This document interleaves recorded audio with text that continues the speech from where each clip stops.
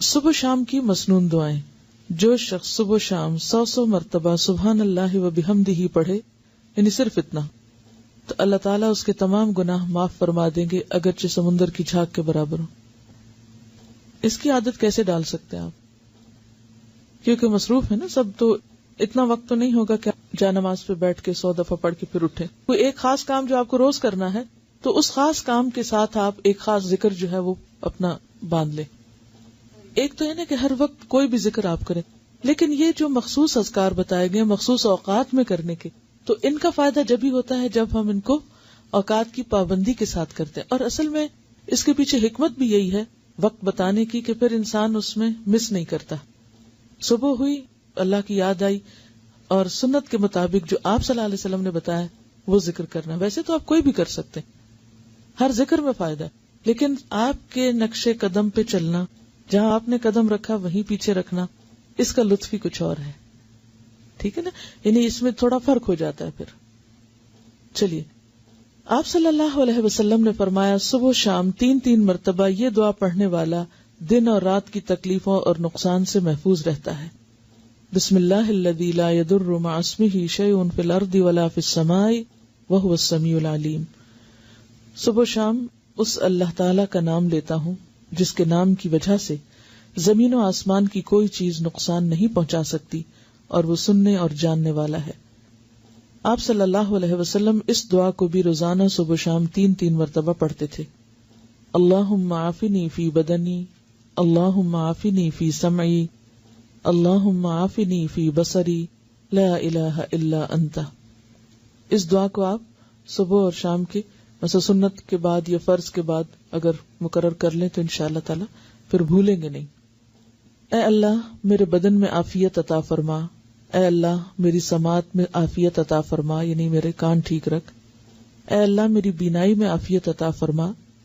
آپ کے سوا کوئی بھی معبود نہیں ہے، کیونکہ انسان کی جسمانی صحت اس کی عبادت کے لیے، اس کے کام کاج کے لیے، فرائض کی ادائیگی کے لیے بہت ضروری ہے. تو آپ صلی اللہ علیہ وسلم 3 بار صبح اور شام یہ پڑھتے تھے. اب ویسے تو آپ ایک بار بھی پڑھ سکتے ہیں، لیکن اصل سنت کیا ہے؟ پھر 3 بار پڑھنا. آپ صلی اللہ علیہ وسلم نے فرمایا کہ جو شخص سورہ اخلاص، سورہ فلق اور سورۃ الناس صبح شام 3 بار پڑھے گا تو وہ ہر قسم کی آفت سے محفوظ رہے گا. ترمذی کی روایت ہے. آپ صلی اللہ علیہ وسلم نے سیدہ فاطمہ رضی اللہ تعالی عنہا کو ہر صبح شام یہ دعا مانگنے کا حکم دیا تھا، یعنی آپ نے اپنی بیٹی کو یہ دعا سکھائی تھی. یا حی یا قیوم برحمتک استغیث فاصلح لی شأنی کلہ ولا تکلنی الی نفسی طرفۃ عین. اے ہمیشہ زندہ اور قائم رہنے والے، آپ ہی کی رحمت کا واسطہ دے کر فریاد کرتا ہوں کہ میرے سب کاموں کو درست کر دیں اور مجھے میرے نفس کی طرف پلک جھپکنے کی دیر کے لیے بھی حوالے نہ کریں. اس کا کیا مطلب ہے؟ مجھے میرے نفس کے حوالے ایک پلک جھپکنے کی دیر بھی نہ کریں. کیوں؟ مجھے مسلسل اپنی حفاظت میں رکھیں، میں بھٹکنے نہ پاؤں. ومن یکفر بالطاغوت، تو طاغوت میں سب سے پہلے خود اپنا نفس آتا ہے. ان النفس لامارۃ بالسوء. اور اگر انسان اپنے نفس کی باتیں ماننے لگ جاتا تو کبھی بھی پھر وہ اللہ کی بات نہیں ماننے دیتا. تو انسان نفس کے حوالے ہوا نہیں اور پھسلا نہیں اور گیا نہیں. ٹھیک ہے، تو اس لیے یہ دعا بھی بہت اہم ہے اور بہت ضروری ہے. تو نفس کے حوالے ہونے کا مطلب کیا ہے؟ برائی کی طرف جانا. اور اس میں آپ دیکھیے کہ آپ سارا دن عہد کریں گے میں نے یہ نہیں کرنا ہے، ایسا نہیں بولنا، ایسا نہیں کرنا، اور لمحے بھر کے لیے کیا ہوتا ہے؟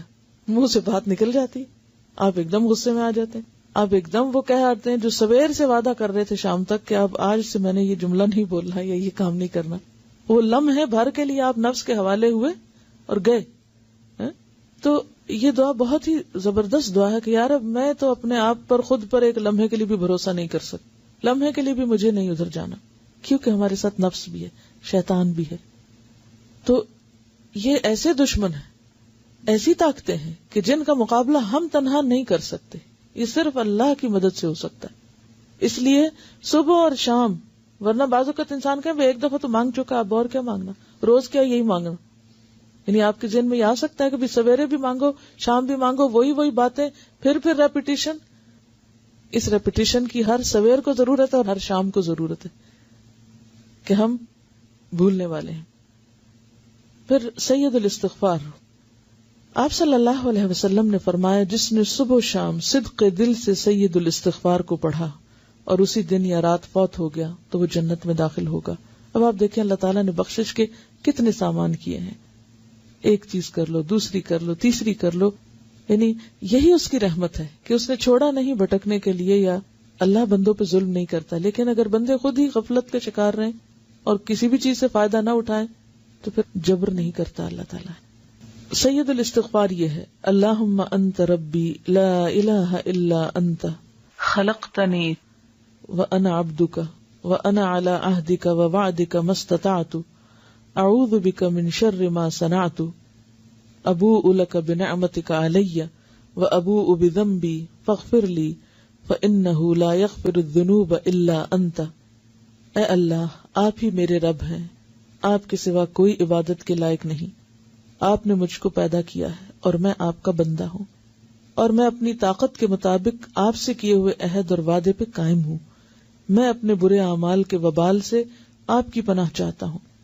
میں آپ کی نعمتوں کا اقرار کرتا ہوں، یعنی جو بھی آپ نے نعمتیں مجھ پر کی ہیں ان سب کا اعتراف کرتا ہوں، اور اپنے گناہوں کا بھی اعتراف کرتا ہوں. یعنی ایک طرف تو نے مجھے اتنا کچھ دیا اور دوسری طرف میرے گناہوں کے ڈھیر ہیں.